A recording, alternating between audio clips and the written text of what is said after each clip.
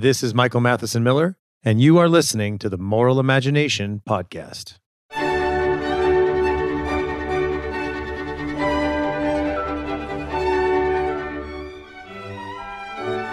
Welcome again to the Moral Imagination. Thank you for listening. My guest today is Dr. Anthony Bradley, and we're going to be talking about personalism as a response to overcriminalization in the United States. Dr. Bradley is a professor of religious studies at King's College in New York. He's also the director for the Center of the Study of Human Flourishing there. He is a Theologian-In-Residence at Redeemer Presbyterian Church, Lincoln Square, and serves as a research fellow at the Acton Institute. His books include Liberating Black Theology, Black and Tired, The Political Economy of Liberation, Keep Your Head Up, Aliens in the Promised Land, John Rawls and Christian Social Engagement, Black Scholars in White Space, Something Seems Strange, Faith in Society, and Ending Over-Criminalization and Mass Incarceration, which we're going to talk about today. Anthony also has a new book coming out in the fall called Why Black Lives Matter. So Anthony and I are both actually fellows at the Acton Institute. I work at the Acton Institute. And so I've got to work with Anthony at conferences for the last 15 years or so. He has a wide background, as you can see. He's written on a number of things. He holds a Bachelor of Science in Biological Sciences from Clemson University, a Master's degree in Divinity from Covenant Theological Seminary, and a Master's of Arts in Ethics and Society from Fordham, and his PhD is from Westminster Theological Seminary.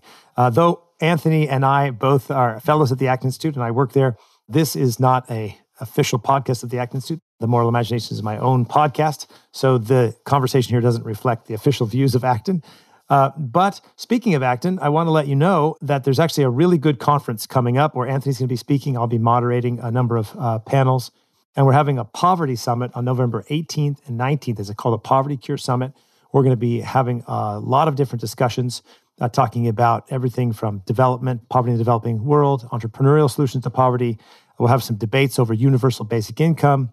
Dr. Brad Wilcox of the Institute for Family Studies will be there speaking on family. Noel Mehring on the sexual revolution and poverty in America. Kim Tan on entrepreneurial solutions to poverty, and a number of others. So I'll keep you updated on that. I don't think the website's up for that yet, but stay tuned and I'll give you some information on that. But you can look at acton.org for that conference. So again, my guest today is Dr. Anthony Bradley, and we're going to be talking about his book, Ending Overcriminalization and Mass Incarceration. You can see information about Anthony's books and other things at the show notes at themoralimagination.com. And if you haven't given the podcast a rating yet, please do. Please share with your friends. Thank you for listening, and I hope you enjoy the interview. Anthony, thanks for joining the podcast. Thanks for having me. So Anthony, I'd like to talk about your book on overcriminalization, but maybe let's just tell a little bit about yourself, some of the things you're working on, and how you got interested in these specific ideas. Great. Yeah, I was particularly interested in some of the connections between youth incarceration and the family, and specifically kind of thinking about the ways in which breakdowns in the family sort of eventually lead to forms of criminal deviance. And I was in a class at Fordham University here in New York, and one of the psych professors was giving a unit on the juvenile system. And one of the things that was noted is that children that experience neglect and trauma, and in particular physical abuse and violence, right, and also sexual abuse, when they become adolescents, they tend to act out, right? Especially males, they tend to externalize their pain. And unfortunately, that acting out tends to be criminally deviant activity. And so in the juvenile system, particularly in low-income neighborhoods, I sort of was shaken by the idea that we're not really locking up, just sort of like bad kids, right? We're locking up hurt kids. Kids who've experienced a lot of pain and suffering, and they don't know how else to deal with that, right? They're sort of processing those things, and that lands them in the juvenile system. And that was the beginning of me that was the beginning of a long journey in trying to sort out the criminal justice system. And then I thought, well, then I wonder if that's also true in the adult system as well. And it turns out that it is, that adolescent contact with police is pretty predictive in terms of adult incarceration as well.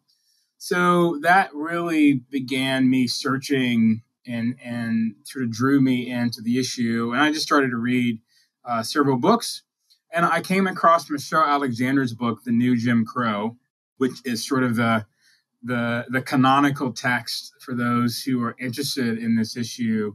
And as she described it, something didn't really sit right with me in terms of the narrative that she was presenting. And that really started another rabbit trail that led to this book. What specifically stood out to you as maybe a problem? What was it that stood out to you? Well, I've always been suspicious of, or maybe Anthony, sorry, I'm jumping in here. Why don't you give, for listeners, what's the 30-second summary of her book, The New Jim Crow, before we talk about what stood out to you? Sorry. No, that's a great question. So it's sort of what's called now the standard story, as John Pfaff calls it at Fordham University Law School. It's the standard story is this, that mass incarceration, as we see it today, is a result of a racialized initiative by the criminal justice system to incarcerate African Americans. And if you look at primarily the war on drugs, that became the primary vehicle that drove incarceration rates up in the 70s and 80s and 90s as we use, in a very racialized way, police to control and incarcerate African Americans. And that didn't seem right to me because I didn't think, I'm always wary to attribute that level of planning and genius to the state. I'm always suspicious that politicians are smart enough to come up with a plan to use a system to sort of wage a race war using something like the police to do so. That just seemed to me a bit too charitable.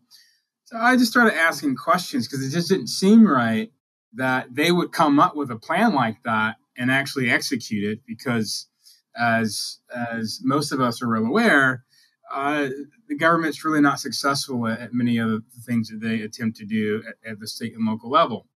So as I began to dig more in the data, I saw that racialized narrative is actually inconsistent with what the data actually says. That in this country, what's actually true is not so much that we use the police and law enforcement to control African Americans and the drug war is the cause of that.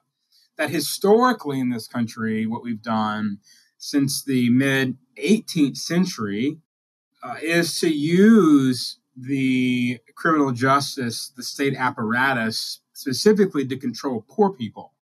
And so the poverty problem, sort of poverty class, that's actually the real mass incarceration over-criminalization story, not the racialized one. And what happened in the 1970s and 80s, as we focused the over-criminalizing and over-policing in poor communities, we specifically focused during the 70s and 80s and early 90s in low-income neighborhoods in inner cities. And that in part explains why we had those sorts of concentrations. But it was not because of the drug war, that in fact, primarily those incarceration rates were tied to property crime and violent crime, which had actually began to peak in the mid to late 1960s, which was technically before the quote-unquote war on drugs was launched. So we've talked about this actually just when you and I were talking another time over the phone. So it goes to a point, maybe you could help clarify it. We were talking about poverty once broadly, and that I think you said it was maybe before the 60s and 70s. The focus on poverty was also rural poverty. So like a lot of kind of white rural poverty. What happened, and you can help explain this better than I can, but there was a shift to kind of the image of poverty as urban poverty. So maybe you could explain that. And then my question would be, so are you suggesting that what happened is because this is again, correct me if I'm wrong, I'm trying to re-articulate it. But since the 1800s, we've been using, or mid-1800s, we've been using policing to deal primarily with the problem of poverty. When the switch or focus on poverty went from either general and rural to specifically urban, there was more policing, and we'll talk about this, over-criminalization in those urban areas. And that led to a disproportionate number of, say, African Americans and Hispanics being imprisoned. But that the driving force of it wasn't necessarily racial, but poverty. Is that correct? Did I get that right? Right. When you look at the Dust Bowl days, those images of poverty associated with the Great Depression, you primarily see pictures of white people. If you look at any of the footage in terms of the news footage and news coverage of the Great Depression, those pictures are going to be primarily largely white people. There were pictures and images of poor Blacks and rural Americans in the South, but primarily that was rural. So after World War II, when you sort of had the emergence of the suburbs, plus you had these sort of large industrial cities that had become manufacturing bases, right? Pittsburgh, Chicago, Philadelphia, Detroit, etc. And you had this great migration of African Americans from the South moving up to these northern cities for employment. In the 40s and 50s, the cities began to shift. Right? Primarily, those cities had been places where immigrants landed when they came over from Western Europe. New York City, Philadelphia, Boston, these were places where immigrants lived. In these cities, African Americans primarily were in the South. That began to shift in the 40s and the 50s. By the time we get to the 1960s, those urban centers that had Jewish immigrants from Western Europe, Polish immigrants, German immigrants, Italian immigrants, Greek immigrants were beginning to be replaced by African Americans moving up from the South. And by the time we get to the civil rights movement in particular, many of those communities in many of the large metropolitan cities across the country had completely flipped to being predominantly African American. And after World War II, those former immigrant communities that were in the cities were now moving out to the suburbs. And they took advantage of all of the programs that the government provided to sort of build the suburbs. And so that's when the sort of geographical, the kind of sort of spatial distinctions began to emerge. And so in order to try to control this sort of new urban class from leaking into the suburbs, as you sort of move into the mid-60s through the 70s and 80s even, those who lived outside of cities were now making laws and rules for those that lived in the cities. Those who were judges and prosecutors and things like that were increasingly out in the suburbs. And so it was kind of the convergence of all sorts of variables that created this disaster where the cities became a focus of control because of violence, right? Because of unrest, because of quote unquote law and order. And there was an increasingly emerging emphasis in controlling and maintaining order in the cities. And it really raised the interest in sending police in as a means of control. And again, 60s, 70s, 80s, when you sort of look at it over a 20-year span, cities that sort of became primarily African-American in terms of the ruling class were no less punitive than anywhere else, right? Which is one of the reasons the race narrative doesn't work. Like Washington, D.C. was not less punitive than anywhere else because the Black middle class also wanted the cities to be controlled and safe places. The only difference is that the Black middle class wanted increases in social services where that wasn't the case in other cities where kind of the white ruling class were making some of those rules. So that's kind of the larger context in terms of how the over-policing focus on urban centers went from sort of white to black. I mean, there are actually parts of Chicago, for example, that have been over policed since before Prohibition, right?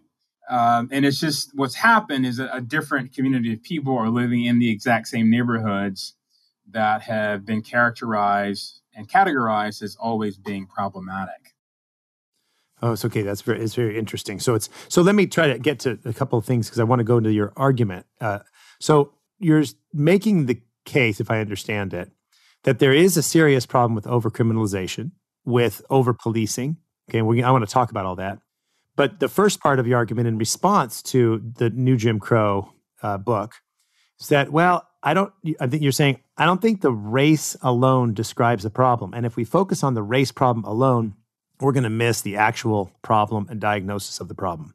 Is that partially your motivation there? And we can talk about what that is, but am I understanding you? Yes, that if we diagnose the problem wrong, right? If we focus on race, and we're gonna end up with ineffective solutions. And the other part of that narrative, in terms of why the new Jim Crow story doesn't quite fit the data, is that Michelle Alexander focused on the federal system, and she didn't focus on the state system. And almost 90% of all prisoners are in state prisons, not federal prisons. And so when you look at mass incarceration or overcriminalization, it's just not a national problem, right? These are state problems. They're local problems, right? We don't have a criminal justice system. We have, 50 statewide criminal justice systems. And then if you break it down locally, counting things like that, right? We've got something like 3,000 different criminal justice systems, plural. And so what happens at the federal level never tells the story because those federal laws don't always capture who's being arrested and who's not being arrested. So focusing on race really gets us in trouble, but then also focusing just on federal law and federal incarceration obscures the actual story, which is the story that is particularly identified with respect to issues in your particular state, right? So that's what matters is why are people being arrested in your state, not why are people being arrested in America, right?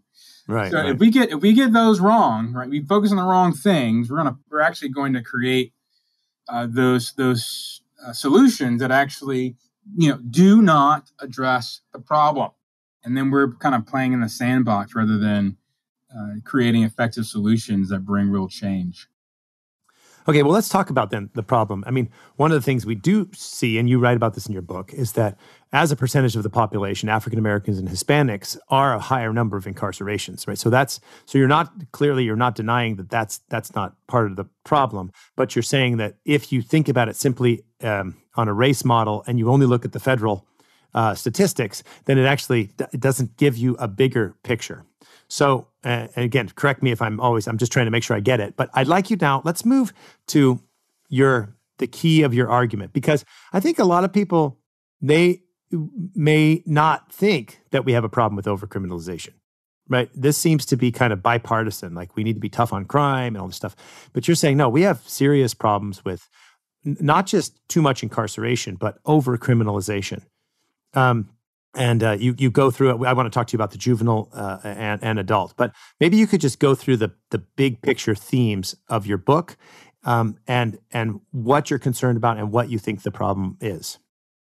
Yeah. So the big picture theme is basically that we hold poor people in contempt in this country, and we don't really see them as persons. And that's a sort of old historical American narrative, is that we don't consider poor people persons.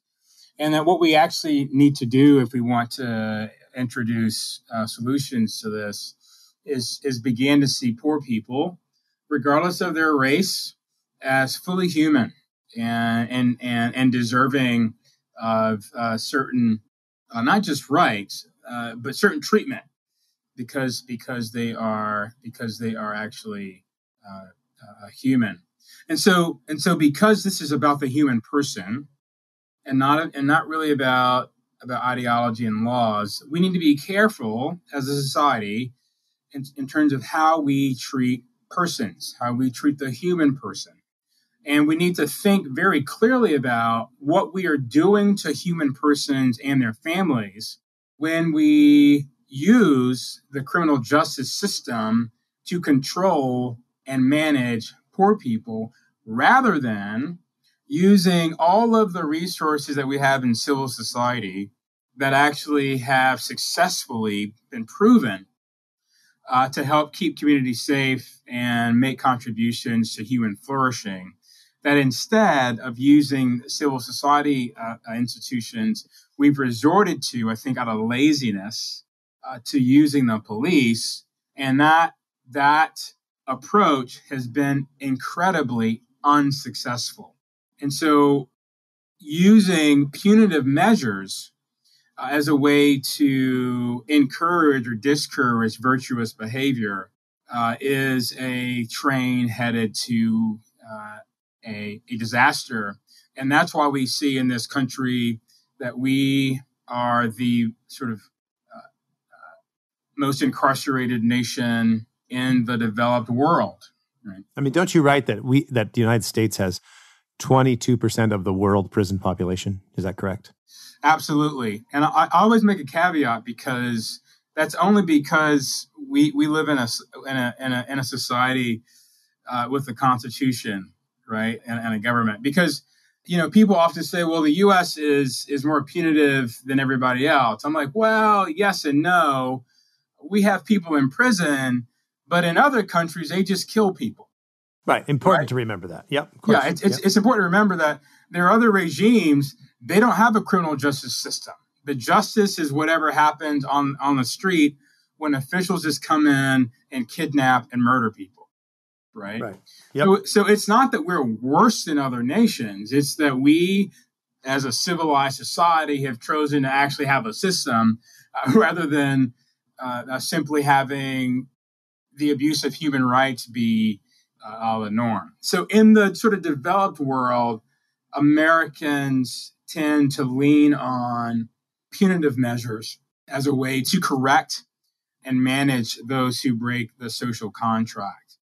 And that's something that, was started by the Quakers, right? So our penitentiary system emerged in Pennsylvania. And part of the philosophy was to sort of remove people from the community, to hold them so they could repent and reflect, and then reinstate them back into community. And what happened over time is that as we disassociated the sort of religious frameworks from the penitentiary system, we simply relied on incapacitation alone, and thinking that was going to be enough of a deterrent. And that was a failure as well. I think I told you one of the things I really liked about your book is how you start with this framework of personalism and civil society, and that we have depersonalized poor people. We treat them like objects, and then we try to solve this problem through social engineering. And I think as you and I have talked about over the years, I mean, this is, I think, a fundamental problem. It's one of the social crises of, I think, modernity, is the objectification of persons, turning persons into things or to pure matter. So why don't you elaborate a little bit on that connection between personalism and civil society, to the big themes, and then we'll move into some specifics. But I really liked, I think that as I started your book, I was taken by that approach. I thought it was insightful, but I think also very unique, because you're looking at a problem that goes beyond, say, race, ideology, or law, and you're going to a core anthropological insight of what does it mean to be a person, and how should persons, poor persons and criminals, be treated? Yeah, so personalism is this idea, right, that persons are not economic ends, right? They're not political ends. They're not individuals, right? They are living centers of free action, and they are beautiful splendors, right, of potentials of virtue and greatness. I mean, that's what a human person is. And they have all of these sort of wonderful characteristics and potentialities. And so regardless of whether or not you're wealthy or poor, if you're a person, you still have all of those attributes. And so personalism wants to ask this question: if we believe that people have these attributes of what it means to be human, what's it look like to structure society from the person up, rather than thinking about society from the ideology down, right? So we want to do what's best, what's more effective, what's right, even given the fact that we are not simply individuals, that we are persons. So Anthony, let's pause you for just a second. I follow you because, I'm in the personalist camp here. But let's make a distinction. I think a lot of people would say, like, wait, what do you mean we're not individuals? And some people would hear you and think, oh, he's just promoting individualism. And then all of a sudden you stop and say, no, we're not just individuals, we're persons. Maybe make a little bit of distinctions, like what you mean and what does it mean to build something from the person up as opposed to, say, from the individual up or from the ideology down. If you could explain that a little bit more.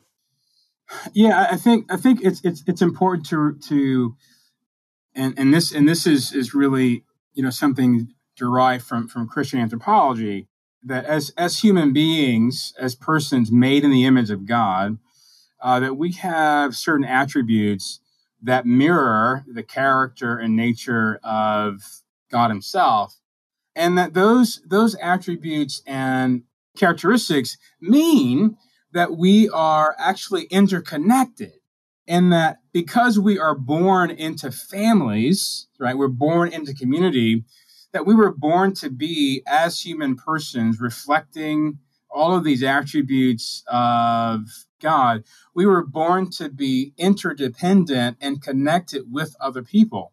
And the nature of the family itself, that first community, is the community from which a person comes to know his or her own self, that you don't know who you are outside of the interconnectedness of a family. This idea that I'm an individual, that I'm sort of independent from other human connections, is a fallacy. It's actually impossible. Your and my sense of self is directly derived from that first community. And so because community and connection and mutuality and relationship is so important to even understanding who you are as a human, right? That when we remove someone from community, from connection, right, that we're actually having an impact on their sense of being fully human. That being human, by definition, demands connection to other humans. And so the criminal justice system, and this is why I think it's important to err on the side of making sure everything is absolutely right and fair and just, that the criminal justice system must take human personhood into consideration, because if you are removing someone from connection, from community, from family, from neighborhood, right, from society, and you're going to put them away somewhere else, that you are having an effect on their sense of being and their sense of meaning and the overall narratives from which we understand what it means to be ourselves. We are not individuals. We are definitionally interdependent and connected to other people, born out of a woman into a community. And human existence and thriving cannot happen without these interdependent relationships. I think this is something, well, how that you and I agree on this very much. And I think I like that explanation. I sometimes quote the late Jesuit philosopher who's at Fordham, Norris Clark, who says in a very philosophical way, we are substance-in-relationship, so that we're neither simply existing for the collective, nor are we simply radical individuals, but we are human persons, subjects, willed for our own sake, to use a theological phrase, but we are also deeply involved. So we have a social nature and we're born into families. So And I think, I mean, you can comment on this, but this seems to be like a fundamental problem because, I worked with the documentary film Poverty, Inc. and Poverty Cure. And that's actually one of the themes of, I think, the problems, the way we treat poor people in the developing world as well. We treat them as objects. You said this line, we try to control and manage poor people. It's like, I think this error on the nature of the person, this anthropological error, which is pervasive, is one of the driving forces of social engineering broadly, whether it's the surveillance state, whether it's the criminal justice system, whether it's how we deal with poverty or technological views. I mean, I think that this anthropological problem is a manifestation of social engineering, and the criminal justice system is one of the worst examples of that. How would you react to that? Yeah, and that's exactly right. So there's a great book called The Jail, written by Robert Irwin. This came out in 81 or 87, and he noted that he sort of coined this term as it relates to criminal justice. He didn't coin the term, but he associated the term rabble with those that we throw in jail. And these are people of disrepute, right? These are the people that you don't want your children to marry, right? I mean, these are the people that you don't want in your house. These are the people you want out of your community, the rabble, right? These are the ones that we hold in contempt. And because in this country, we oddly associate poverty with immorality, we often think people are poor because they are lazy or because they are immoral, they are licentious, they are debaucherous people. We have a framing that says those people don't deserve to be treated well. And so as long as we label poor people like rabble or, thugs or rednecks or white trash or Hoosiers or whatever sort of label we want to put on people that we think are rabble and should be discarded, we dehumanize them, right? And as soon as we give them a new label, because they're no longer human, they're the rabble, then our conscience is clear in terms of how we use the criminal justice system to manage them. Because they're not people, they're rabble, right? They're not people, they're thugs. They're not people, they're rednecks. And so when we put the other label onto them, then we use the system in a completely different way. Then we expect the system to be used for us. Exactly, yeah. Right? So when we call them, quote, like the poor, right? Whenever we other people and place them in a lower class of being, what happens, and this is also true, right? This is the history of eugenics as well, right? Oh, absolutely. Yeah, Whenever absolutely. we identify people as less than human by all sorts of labels, then we easily justify using various means of the state to violate their humanity and their sort of classic human rights and their dignity. And so Absolutely. This is why people don't think in many cases that we over-police certain communities or that we're being overly punitive, because it's those people, right? Mm-hmm. It's those thugs. It's those, as Hillary Clinton said in the 90s, right? Those super predators, right? It's those people. And this is why in the 1990s, by the way, Democrats and Republicans were equally, right, tough on crime. Because, and if you listen to some of Biden's speeches in the 1990s, as he was really pushing tough on crime laws, you will see the reclassification of people directly in the rhetoric of politicians. And what we did is we took that relabeling, internalized it, and then we stopped caring about how the system treats those who are truly disadvantaged.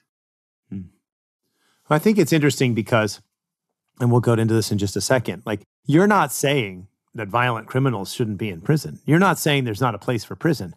But I think what's so interesting about the way you think about it is that if we think about criminal justice and the prison systems by turning, first of all, poor people and then prisoners further into even a further dehumanized state, it deeply distorts the way we think about justice, because now those others, people, well, they're not like us. They're not deserving of the same human treatment. And so even if there's not an intentional kind of objectification, what happens is it seeps down into the way we think about criminal justice and other things. And so that we treat that the system is first broken because our anthropology is broken. And if we're going to actually reform the system, and we're going to talk about some of the things in a minute that you actually address, but the big picture is we have to rehumanize first the poor, if you want to put it in temporal orders, right? I don't mean first necessarily, but you know what I mean? Poor, number one.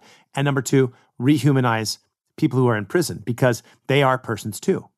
And let me just throw one thing out, and then you can push back or agree or disagree. But one of the things that really strikes me on the dehumanization of prisoners that you write about in your book, and we can talk about in detail, is felons, right? Once you have a felony, you got a felony. And after you've paid your debt to society and spent 15 years in prison, you still have a felony. It's hard to get a job. It's hard to get loans. It's hard to do all these various different things. So it's really hard to get back into society, because in a sense, the felon is also another example maybe of the other. I mean, do you think that's correct, that the felon has also been categorized as a different kind of person? What do you think? Yeah, we relabel them, right? A prior term was ex-con. And what's interesting is that when people get labeled that way and they're actually blocked from re-engaging their citizen participation in communities and blocked from making contributions to the common good, then we get surprised for some reason when they recidivate and end up committing crimes again and get rearrested, right? I mean, part of the goal of punishment, and this really comes more from the Christian tradition, is not to punish to incapacitate, right? But to punish for the purpose of being reconstituted back in the community. And for some reason in this country, and I think it's in part because of the labeling, we simply want to incapacitate and keep people right outside the city gates, right? To why? To protect our kids, our families, our communities from those people. And the Bible is replete with parables where Jesus comes specifically to interrupt that really natural human tendency to not want the other close to their communities. And so it's a massive problem that I think is driving how we not only use police, but also it drives what we categorize as criminal and how we enforce those crimes, right? So classic example is the distinction between being arrested for crack cocaine versus powder cocaine in the 1980s and 90s, right? If you were a wealthy lawyer and you got arrested for having a small amount of cocaine, your sentence was significantly less than if you were caught with a small amount of crack cocaine in some inner city. So the laws that we have are even written in a way to focus on the perceived anthropology of the other. And that contributed in many ways to the radical inflation in the numbers of people that we incarcerate. One of the things that I think it's important for people to remember, think about in this country, that we are sort of like incarceration nation, but even more importantly than that, we are the over-criminalized nation. Like, we make everything illegal, right? We just, if we think something needs to be changed, make it a law and make it illegal and make it punitive. So there's like about 45,000 laws in the Federal Penal Code. And the fact of the matter is, every single person in this country is a criminal. Everybody's a criminal. Every state has laws that we break every single day. In Pennsylvania, it's illegal to have your outlets, right, being outside of a particular distance, it's illegal to not have a bathroom close to proximity to bedrooms, right? So we have all these laws. I mean, it's illegal to skateboard in front of some of the federal buildings in Washington, D.C. And so the question is, why do some of us, because we're all lawbreakers, right? Why do some of us end up incarcerated for breaking all of the laws that we have in this country, and others of us do not, because we're all basically criminals? And so that's something that to consider in terms of how we label people. We don't see ourselves as criminals. We see those other people as criminals. Now, in fairness, and this is especially true as people think about drug laws. I mean, people often think, well, if we just legalize drugs, and then that would really reduce these numbers. And that's actually not true. Drugs account in most states only account for about 17 to 20% of those incarceration numbers. It only accounted for 22% of incarceration rate growth from the 70s to the 90s. Most people who are arrested for drugs don't spend more than 3 years incarcerated. So that's not the number. The real number is property crime and violent crime. And the other thing that we have to address in this country is that we have a violence problem. And that really led me to kind of think earlier about your prior question, is why are we so violent? And how do we stop violence? And what are the things that really undermines violence? And that's what really is the advantage of thinking about personalism as a solution in terms of how we label people and seek to work with them. So let's do this. I'd like to go back to that because I want to talk about solutions a little bit towards the end. But let's I think pause for a second and let me ask just a couple of quick questions. I mean, one, somebody listening might say, "Well, what does Anthony think nobody should be in prison?" What do you say to that? Absolutely. I think we have all sorts of good reasons to incarcerate people when they break the social contract. I think you're right, naturally, right? There are people who commit all sorts of violent crimes that need to be incarcerated for various reasons, right? But we actually need to think more critically about those situations that require incarceration and those that do not. And that's where we haven't done a really good job of making those very, very clear distinctions, right?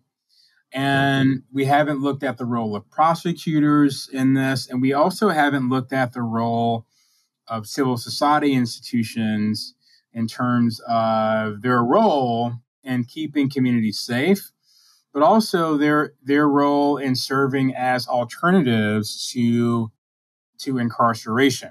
And well, you gave that example. I mean, I think at the end, when you said, for example, let's say somebody vandalizes a store, especially if it's a young person, but even if it's not a young person. But you gave the example of a young person. They vandalize a store, and you said, okay, so you get them in a room with this was the example you gave, a young person with their parents, with a police officer, with the owner of the store, and say, okay, you've vandalized the store. You're going to have to pay for it. And you're going to have to work cleaning windows and et cetera, et cetera.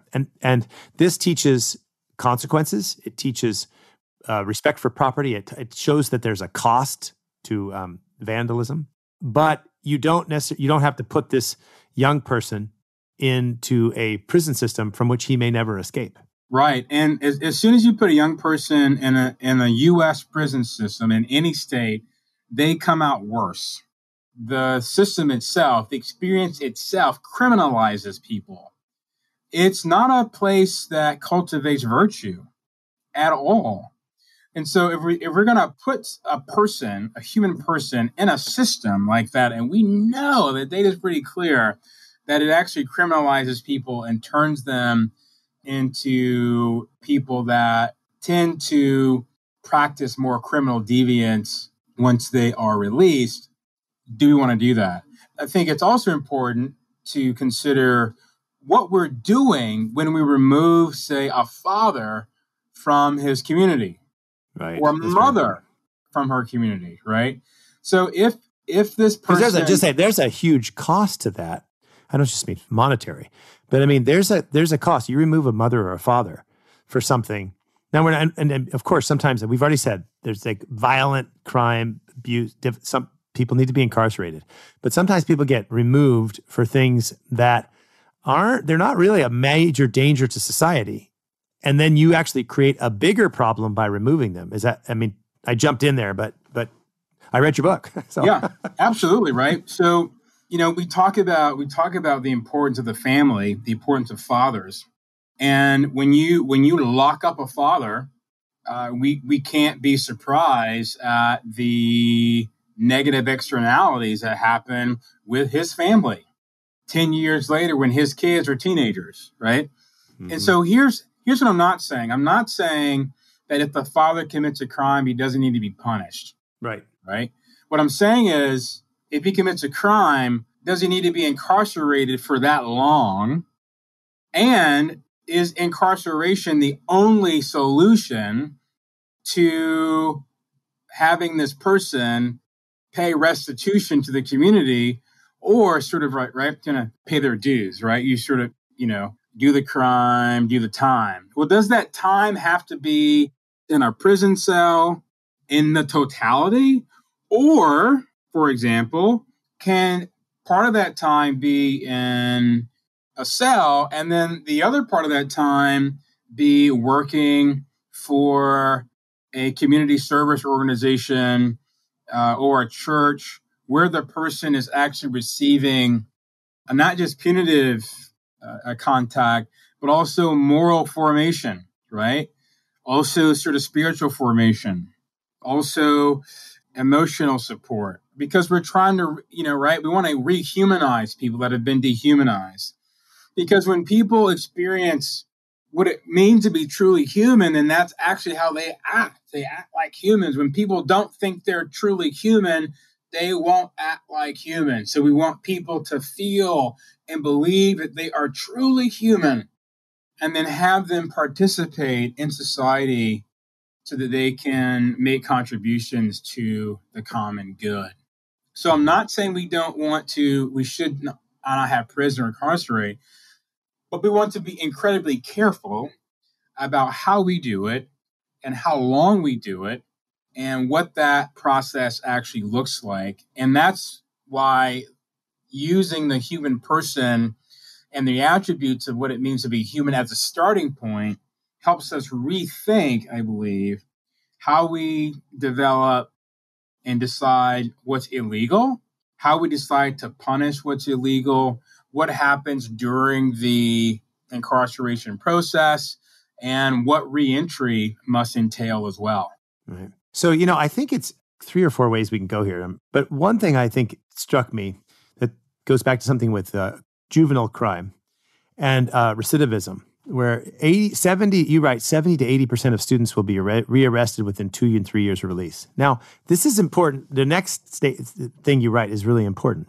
Only 12% of juvenile criminals are incarcerated for violent crimes, while the majority are punished for minor offenses, right? And they lose all of these social opportunities, plus, of course, debilitating psychological trauma. And of course, for girls, in some ways, there are obviously more boys who are being imprisoned, but for girls, it's even many worse. They have worse psychological problems. They often there's sexual abuse. Sometimes they've already been victims of human trafficking. And so I think sometimes there's an image. You've talked about this before. You can help me get this right, because I think it's hard to get it right. In one sense, a lot of people who are in prison are there for violent offenses, right? But when you look at the juvenile system, people are going to prison for nonviolent offenses, which puts them on a track. The data is quite clear that puts them on a track to more likely be adult offenders. Let me throw out a couple things, Serge. I think it'd be nice to talk about the problems with the juvenile system. You mentioned this in your book. I don't think people realize this, that truancy can be criminalized. You can get arrested for skipping school. You can get arrested in some schools for talking back to the teacher. I know that's obviously extreme, but nevertheless, you write about these examples where, a food fight in say a upper middle class high school would be teenagers having fun and being stupid, right? Misbehaving. Okay. Don't do that. You pay a little bit of a price, you're good. But in some poor places, you can actually end up in prison for that. Can you talk about that? Am I wrong? Or No, Explain. you're exactly right. There's a Latin phrase, locus parentis, right? Right. Yeah. And that is the framework for the criminal justice system. That Latin phrase means in absence of the parents, or rather, in place of the parents. So when the juvenile system was created in the late 19th century, particularly to deal with kind of really bad and rambunctious orphans running around cities, I think it actually started in Chicago. I think that was the very first juvenile court. We have replaced, in many cases, right, the role of the father with police and the juvenile system. And so what we've done is the sorts of things that parents punish kids for actually doing normally adolescent, pre-adolescent things, right? We make them illegal, and then we lock them up. And when we put them in the criminal justice system as juveniles, right? The intake process itself, being stripped naked, wearing orange jumper, in many cases being thrown in, they're being held, being thrown in with adult offenders in some cases, like the whole process being thrown in, kind of a Lord of the Flies situation with a range of teenage offenders, it actually changes them. And so we got to be careful, because there was actually just a case recently, I think it was in Detroit, where a judge sent a girl to juvenile detention because she did not do her homework in quote unquote violation of her parole. Why would you throw a child in jail as a parole violation measure because they knew their homework? There was an incident in Baltimore recently where a 14-year-old boy was arrested for stealing milk from the cafeteria. Now, 14-year-old boy stealing things in school is as old as schools have existed, right? And instead of the school handling it in-house, or, when I was growing up, you would get your ear pinched by the teacher, Mrs. Robinson, whenever the boys did something bad. She had these fingernails that were as long as the George Washington Bridge, and they would extend across the room. You get a pinch on your arm or pinch in your ear as a corrective. Today, because of the presence of police in schools, the things that I did that got me in trouble in elementary school and middle school would get me thrown in jail now in this country. And so now, sorry, people would say, I want to push this for a second, because people would say, oh, come on, Anthony. I mean, you're just exaggerating, one or two cases. But you're making the case, this is not one or two cases. And this goes back to your earlier framework. If you look at it and as in poor communities, as opposed to, say, middle-class or upper-class communities, it's a very different situation. So those of us who don't live in poor communities, we're blind to this. We just don't. It's almost beyond our comprehension. Yeah, and just think about what we've done, right? Where are the police? In most inner cities, the police are actually in the school, right? School resource officers are what they're often called. And so school resource officers, again, as sort of locus parentis, are there in the building, not to keep the building or the school safe from outsiders. Like that's what you get in a wealthier suburb, right? The police are there to keep the school shooter from coming in and shooting the students. In low-income areas, particularly in inner cities, police officers with guns and tasers are literally inside a building full of children to handle classroom management issues, kids being disrespectful, kids fighting, and things like that. So guess what? Police officers are trained to do what police officers are trained to do, right? Enforce the law. The fact that the law is broken inside a building full of children to the police officer is completely irrelevant. And so the police officer is going to do exactly what he or she was trained to do and enforce the law when breaking the law is presented to them.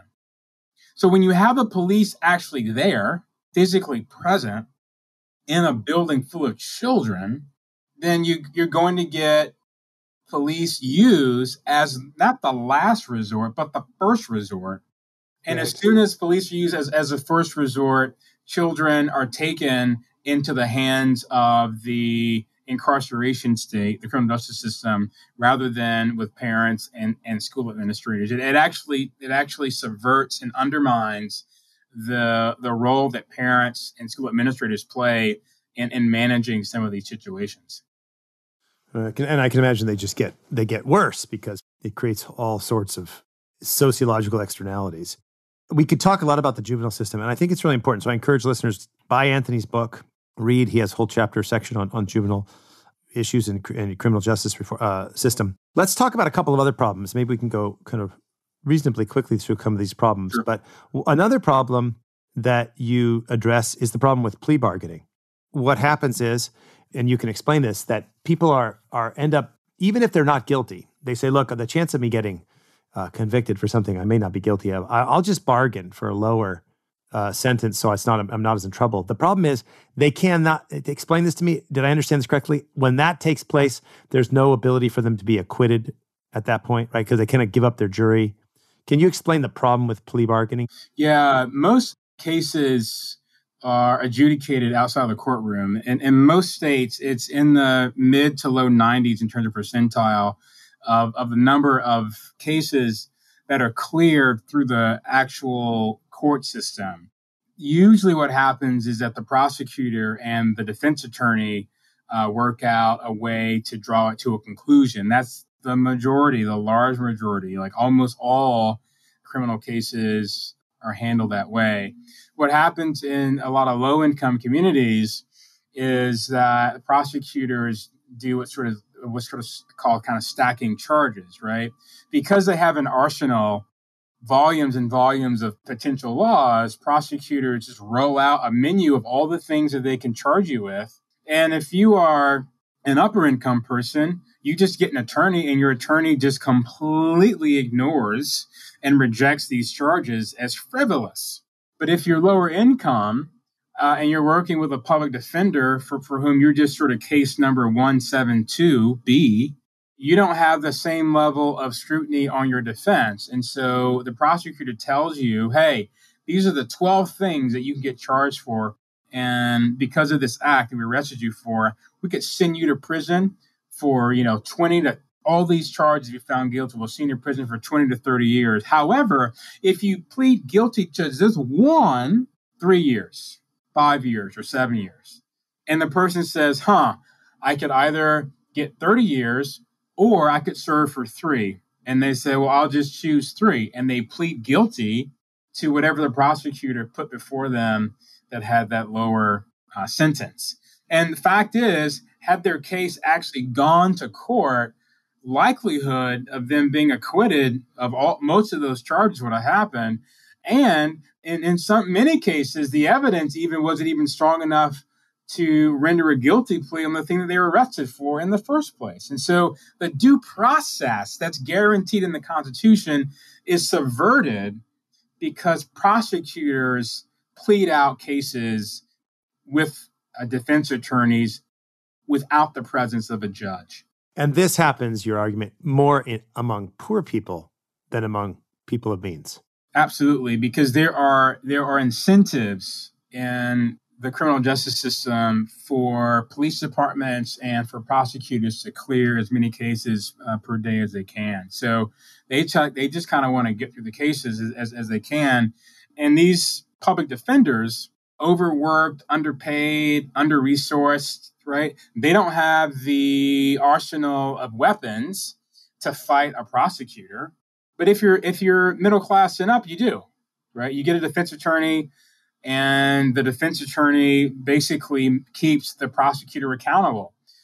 In low-income communities, the prosecutor has absolutely zero accountability, and they're essentially doing whatever is in their best interest as a prosecutor, right? It's in the prosecutor's best interest for you to plead guilty to something rather than you experiencing due process, as the Constitution guarantees, in a court of law to determine if the evidence actually proves that you committed the crime or not if you plead not guilty.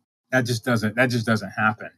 So we have this idea, I think, from watching television shows like Law and Order, that's what happens every day, but that's not what happens every day. What happens every day is that, John gets arrested. He sits in an office with police, defense attorney, prosecutor, and everything is handled right there, and it never, ever, ever goes to court.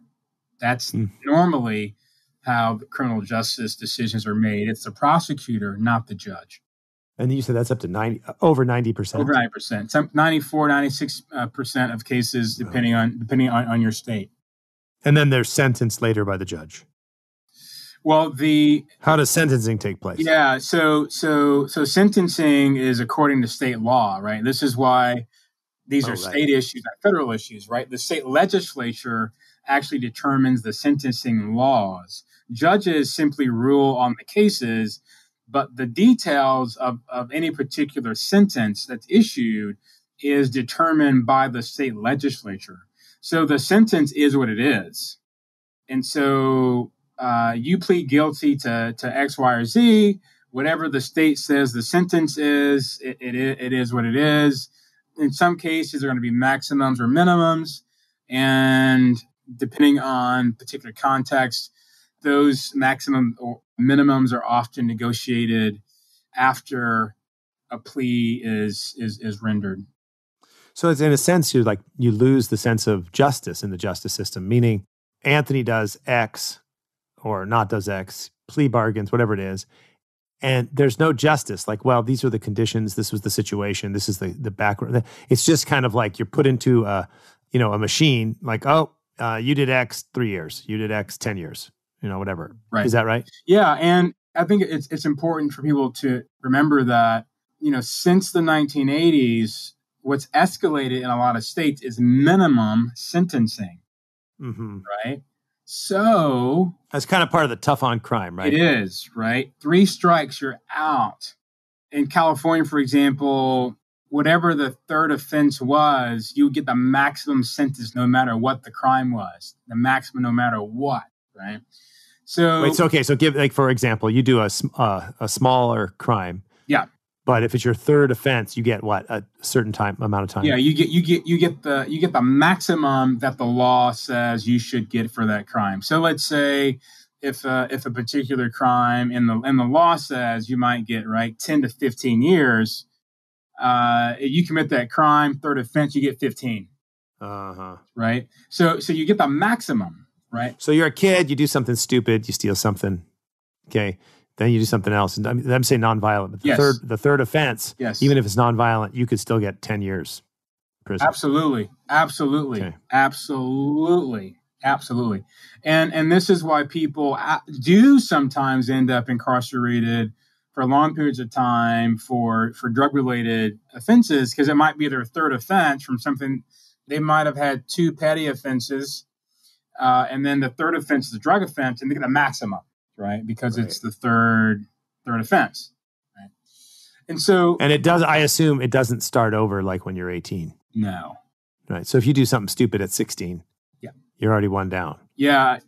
And again, those are negotiated within particular states in terms of which one of those offenses, right, is sort of on your ledger that counts toward the overall count.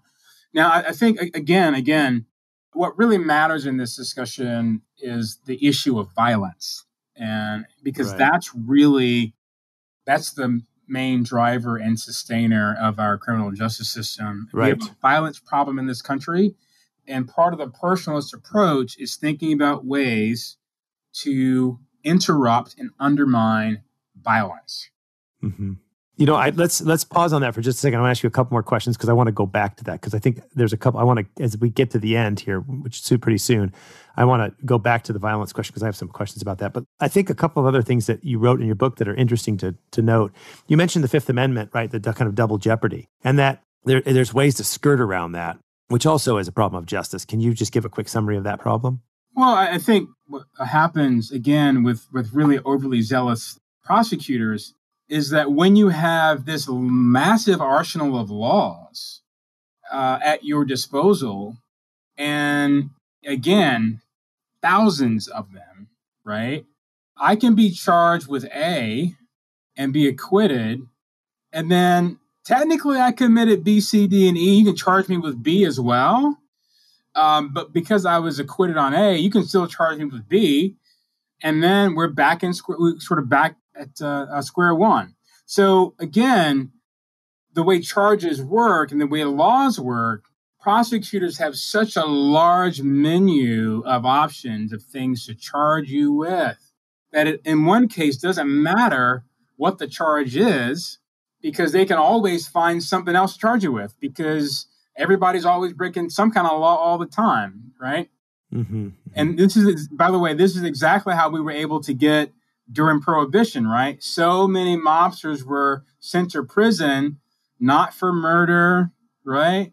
Not for being caught with contraband, right? What was often charged? Tax evasion. Tax evasion, right? So they couldn't get them on the murders. They couldn't get them on the contraband, but they got them on the tax evasion. And that's how we use the system. We find a reason to arrest people that we want in jail. We find a way to do it because there's always a law that somebody's broken. So let's go maybe into then bigger, as we kind of come to the end here. I'm really grateful for your time. Let's talk about some kind of bigger social questions. And one of them is, you've talked about it a little bit, but why do you think, what's going on in society that there's a general agreement? People don't tend to like it. They kind of complain about it, but both parties kind of move it forward.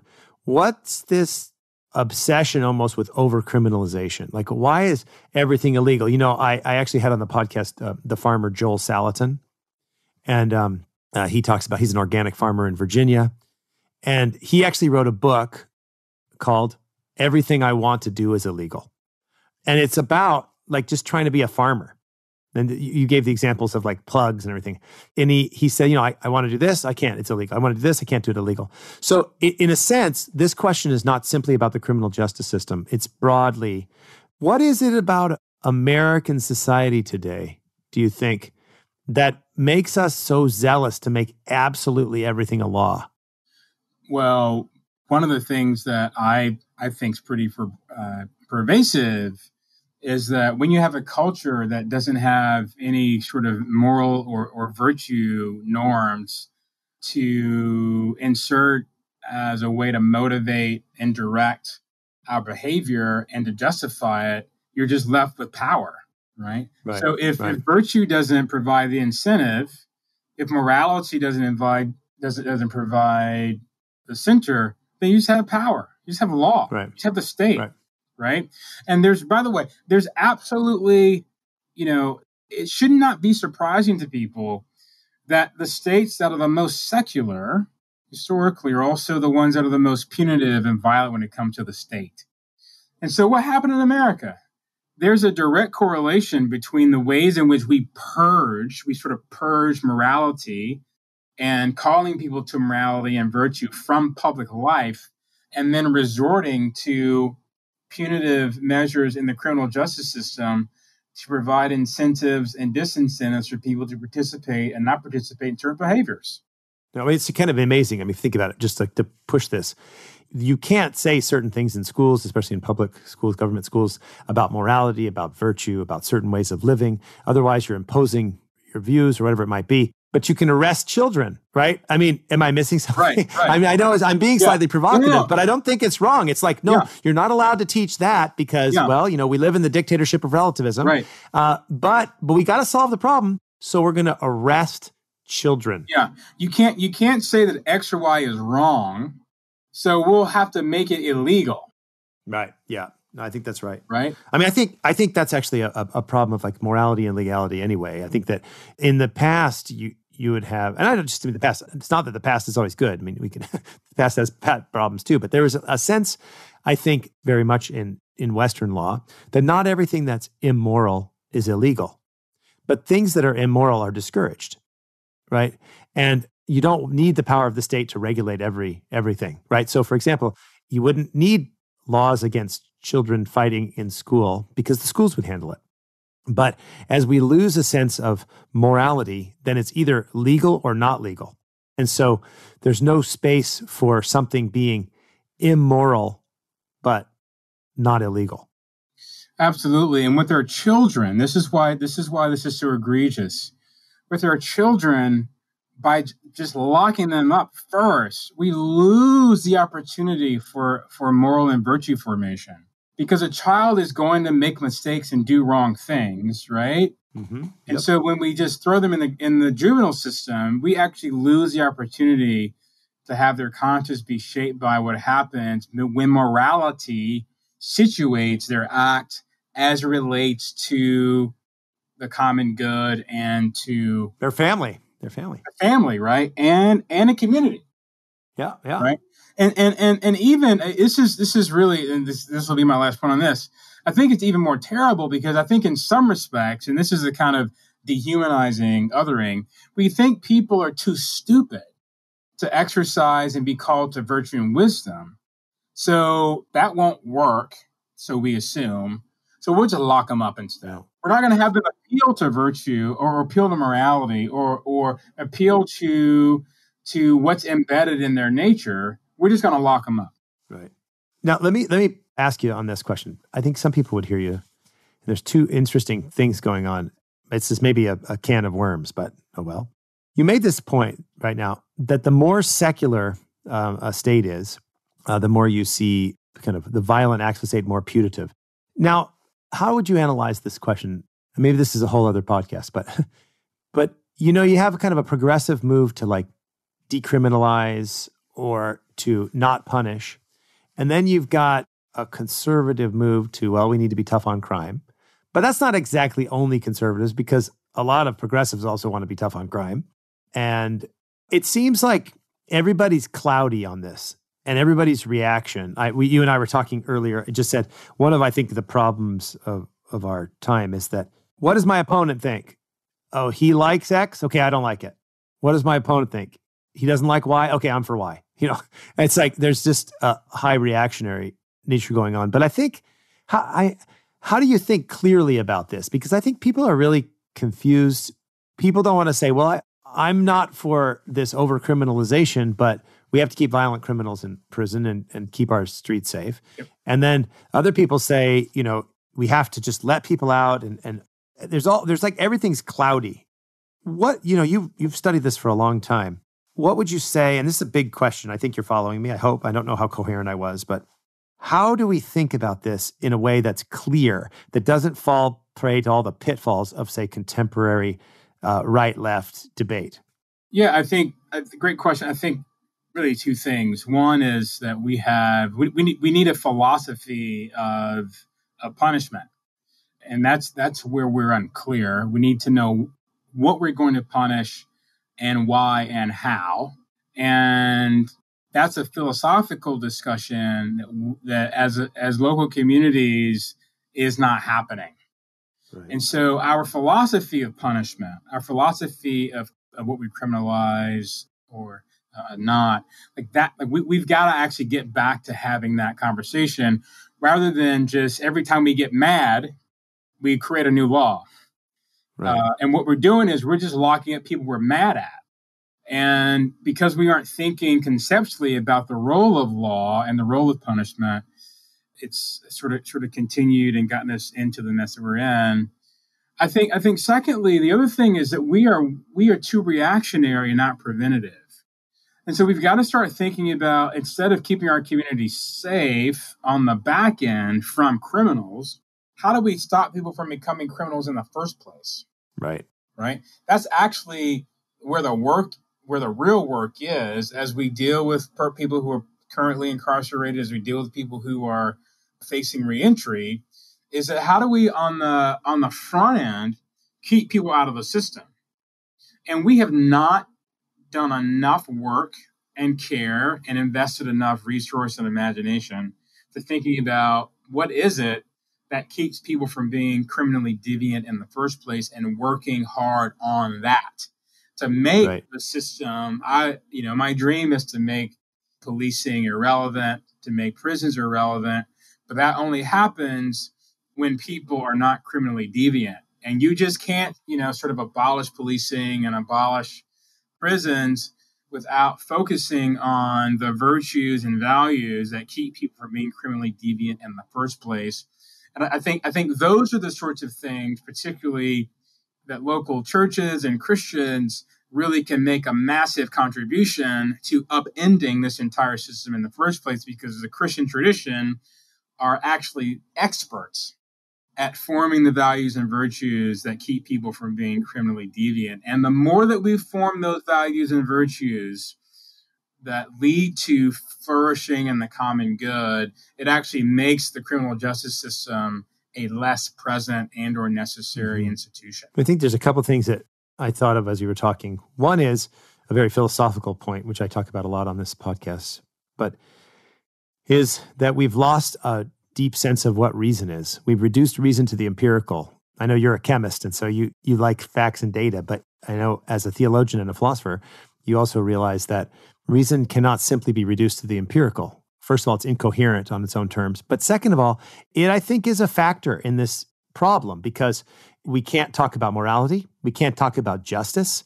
We reduce everything to power, lock up people that we're mad at. And then I think that relates to the second part of how we're going to reinvigorate civil society and churches and the moral order and a sense of virtue and desire for the good. Again, this is one of the reasons I think your book is so interesting. Our anthropology is broken. We have like a very desiccated, vitiated, dried up, broken anthropology that makes us into these kind of small automatons. And now we got to figure out how to deal with us. But if you have a broad anthropology and you take reason very seriously and you take the moral life and virtue seriously, not something to either make fun of or to think that it's somehow, restricting your liberty to exercise your will, then I think these things become possible. Otherwise, I think the current context of the philosophical, anthropological context that dominates Western society today really creates massive obstacles for us to do the last thing you said. What do you think? Absolutely. And we've been pragmatically just acting and not thinking. And because, thinking is not a part of the discourse anymore, power is, and having your political tribe win is, right? Because being right and winning the conversation, winning elections, winning political and social power matters more than reason and coming to conclusions that really value the human person, we have the sorts of problems that we have, not just in the criminal justice system, but I think in multiple spaces across our society as well. And so I think we have an opportunity to really recapture some of those things so that we can bring effective solutions to these problems rather than doing the things that continue to not work. And that's one of the reasons why I wanted to introduce this book the way that I did into the conversation. Yeah, it's very good. So we got to finish here in a second. I'm grateful for your time, but there's one thing you've mentioned a couple times that I want to make sure I don't escape. There's two things. One is you talk about the family in the book a lot and the importance of the family, the importance of fathers. I once had a conversation with several inner city Detroit pastors, all African-American, and we were talking about different things. And they told me, most 13-year-old boys have never been hugged by their father. And I think the family, and you've talked about the problem of violence a lot. Can you, maybe we get towards the end here, talk just a little bit about how important is the family? It seems to be a neglected element because it feels judgmental to say that intact families are really important, especially for boys, and to reduce violence. Can you talk about those two things, and what do you think some of the problems, and how do we think about those? Yeah, the psych data on that is really pretty clear that, particularly for boys, the more time they spend with their dads, the more empathetic they are, and the more they are considerate of other people. The more affectionate that fathers are with their sons, with time spent, the more compassionate their sons will be as adults. And the data also shows that when boys experience sensory neglect, lack of hugs, lack of affection, also abuse, beatings, physical abuse, sexual abuse, that's a predictor of criminal deviance. And so making sure that the boys have love and affection and care with their parents and especially their father is the biggest crime prevention tool we have in our society. And a couple of really good studies were done at the end of the book that I mentioned. I'll just mention one of them. 2 juvenile cohorts who had really, really intense violence capacity, aggression capacity, were given 2 protocols. One was given a protocol of daily relaxation videos that you sort of see in the lobby of your dentist's office. You're watching fish and listening to classical music. The other, they were given back massages, like the kind that you get when you sit in the airport in a chair with your face down and they kind of run up and down your back. And so what they noted is that the group that were given the relaxation videos, their levels of aggression, deviance, uncooperation with adults didn't change. However, the group that was given the massages, their anxiety level went down, their depression level went down, their aggression went down, their cooperation with adults increased, and all of these other variables, their propensity to violence decrease, and all those other variables that sort of lead to criminal deviance dissipated. And the research shows that level of sort of physical intimacy, especially from the family and specifically from the father, is why typically some boys are turned into criminals and other boys do not. One of the things I tell audiences when I speak is that hurt boys hurt other people. They hurt us. And boys that receive a lot of help actually become helpers. And so the family is actually the most important institution in terms of dismantling the criminal justice system, and especially the affection and care and love of a father really does have a way of undermining and eliminating criminal deviance, because boys externalize their pain. Sure. So one of the brainstorms that I had for public schools, right, is that if a kid gets in trouble, breaks a rule, gets into a fight, the police shouldn't take the 2 boys to prison, to jail. They should take them to a physical therapist and let them get massages, right? And see what happens then. Well, you actually make a point, like, that sounds kind of funny and everything, but you make a point that's related to anthropology, which is that we are embodied persons. Another massive error in modern secular anthropology is it disregards the body. It looks like it affirms the body because it's a materialist view, but it misses the fact that we are embodied persons, that we're in a very, you could say, Aristotelian hylomorphism, however you want to articulate it. We are ensouled organisms. We are embodied persons. And our hurt souls, our hurt hearts affect negatively in bodily manifestation. And abuse hurts us interiorly and psychologically. I'm speaking very simply, obviously, for this. I mean, we could talk about it in more philosophical language, but just to make it simple. And so too does positive touch. I actually thought you were going to say like they did jujitsu or something, where you're actually, very carefully working with somebody in a controlled area. But yeah, I think it's important. I mean, the facts are we're embodied persons. This goes back to your anthropological point. And I think the deep, deep confusion, and we're social persons and we're born into families. And families are not simply social constructs, made up by the state. So families are a natural, a biological, sociological, and personal reality. Absolutely. And this is why I think that it's important, again, to humanize the people that we believe are criminally deviant, rabble and others, because the extent to which people who live in low-income communities experience love and care and affection is the extent to which they will not end up incarcerated. And that's an approach, because we're human persons, that I want to encourage people to think about as we imagine new solutions moving forward that allow us and activate us to use the things that we do best in our communities to help people end up in situations where they undermine their humanity, break social contract, but also undermine the flourishing of others. We can get this, I'm hopeful that we can really do a lot of good work if we focus on the preventative things that keep people from having that first contact with the criminal justice system and making things like locus parentis socially and culturally irrelevant. Yeah.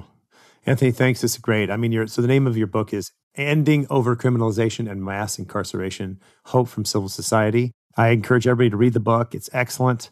And just follow Anthony on Twitter, follow him and his work. Anthony, you have got a number of books out, and you have a new book coming out. It's titled Why Black Lives Matter. Is that correct? Yes, it's a personalist approach to thinking about some of the issues that make contributions to African-American thriving in the 21st century. And that's coming out when? That's coming out in the fall of 2020. No specific release date yet, but sometime in the fall. All right. Well, I'll put that on the website, the Moral Imagination podcast, and also this book and other books. Would you follow you on Twitter? Anything else? Anywhere else that people can find your work? Yeah, just Twitter and Amazon. Those are probably the best places. I also do quite a bit of writing for the Acton Institute as well. People can find things that I write there. Right. Good. Yes. I write there too. So, all right. Good. Anthony, thank you very much. Thanks so much for joining. I hope you'll come back to talk about your next book and have you back on. People listening may not know all the things that you know. Anthony, just a little bit of praise here at the end. Maybe I should do more of this at the beginning, but Anthony is a very serious theologian, a philosopher, a social philosopher. He's written a number of books on a lot of things. And so it's great to see how you take all of that work and you integrate it in something like a criminal justice system. So Anthony, thanks again for joining the Moral Imagination podcast. Thanks for having me.